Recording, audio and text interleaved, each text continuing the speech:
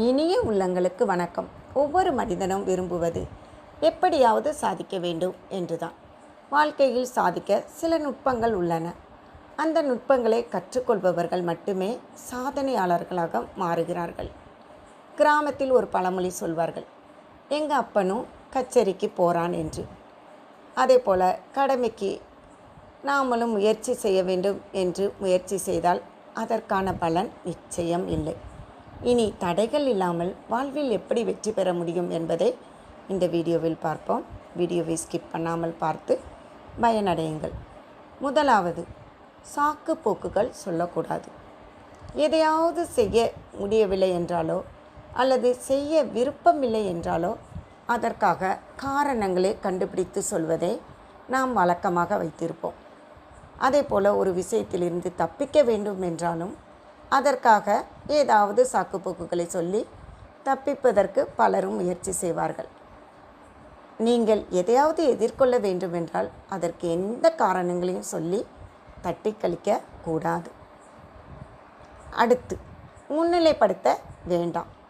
கிட்டத்தட்ட அனைவருமே ஒரு சில விஷயங்களில் மிக பெரிதாக பாதிக்கப்பட்டிருப்பார்கள். ஒரு சிலருக்கு அத்தகைய பாதிப்பின் தாக்கம் வாழ்நாள் முழுவதுமே இருக்கும்.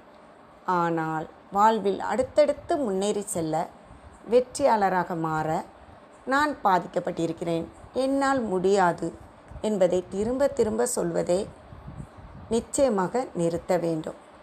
நெக்ஸ்ட், புகார்கள் சொல்வதை நிறுத்துங்கள். பிரச்சனைகள் எல்லாருக்கும் இருக்கிறது. சிலருக்கு வாழ்க்கையே பிரச்சனையாக இருக்கிறது. அதை பற்றி புகார்கள் சொல்வதை ஃபஸ்ட்டு நிறுத்துங்கள். புகார்கள் சொல்லிக்கொண்டே இருப்பது பிரச்சனைகளுக்கான தீர்வாக இருக்காது. புகார்கள் என்பதையே உங்கள் வாழ்வில் இருந்து விலக்கி அதற்கான தீர்வுகளை கண்டறிவதற்கு உங்கள் நேரத்தை செலவழியுங்கள். நெக்ஸ்ட், எல்லைகள் வகுக்காமல் இருப்பது. எப்படி பொறுப்புகளை தட்டி கழிக்க ஏதாவது காரணங்களை தேடுவது தவறோ, அதே போல் எல்லாவற்றையும் ஏற்றுக்கொண்டு ஆம் நான் செய்கிறேன், என்னால் முடியும் என்று சொல்வதும் தவறு. இதுதான் என்னுடைய எல்லை என்று, இதற்கு மேல் நான் எதையும் செய்ய மாட்டேன் என நீங்கள் எல்லை வகுப்பது வாழ்வில் மிகவும் முக்கியமான ஒன்றுதான். நெக்ஸ்ட், குறிக்கோள்களை கண்டறியுங்கள். உங்கள் வாழ்க்கையில் நீங்கள் செய்யக்கூடிய அல்லது அடைய வேண்டிய விஷயங்களை பற்றி ஒரு பட்டியலை வைத்திருக்க வேண்டும். அதில் பெரிய பெரிய குறிக்கோளும் இருக்கலாம், சின்ன சின்ன குறிக்கோள்களும் இருக்கலாம்.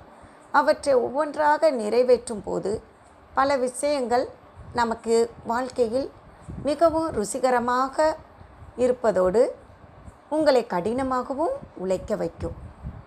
நெக்ஸ்ட், தோல்வியை பற்றிய பயம் வேண்டாம். நான் தோற்றுவிடுவேன் என்று பயம் இருந்தால் உங்களால் உங்களுக்கு தெரிந்த விஷயங்களை கூட சிறப்பாக செய்ய முடியாது. உங்களுக்கு வெற்றி என்றால் என்னவென்று நிச்சயமாக தெரியாது. வாழ்வில் தோல்வியும் வெற்றியும் ஒரு அங்கம்தான். எனவே தோல்வி பற்றிய பயம் தேவையில்லை. நெக்ஸ்ட், எல்லாமே என் கட்டுப்பாட்டுக்குள் இருக்க வேண்டும். ஒரு சில செயல்கள் மட்டும்தான் உங்கள் கட்டுப்பாட்டில் இருக்க வேண்டும். உங்களை சுற்றி இருக்கும் விஷயங்கள் அல்லது உங்களை சுற்றி இருப்பவர்கள் நீங்கள் முழுவதுமாக கட்டுப்பாட்டுக்குள் கொண்டு வர முடியாது. அப்படி முயற்சி செய்வதும் தவறு. நெக்ஸ்ட், நெகட்டிவிட்டியை தவிர்த்து விடுங்கள். ஒவ்வொரு நாணயத்திற்கும் இரண்டு பக்கங்கள் இருப்பது போல வாழ்க்கையில் பாசிட்டிவ் மற்றும் நெகட்டிவ் என்று இருக்கும். எனவே உங்கள் வாழ்க்கையில் ஏற்படும் நெகட்டிவான விஷயங்களை பற்றி சிந்திப்பதை நிச்சயமாக தவிர்க்க வேண்டும். நெக்ஸ்ட், நன்றி உணர்வுடன் இருங்கள். நன்றி உணர்வு என்பது இருப்பது மற்றும் உங்களுக்கு கிடைத்ததற்கு நன்றி சொல்வது.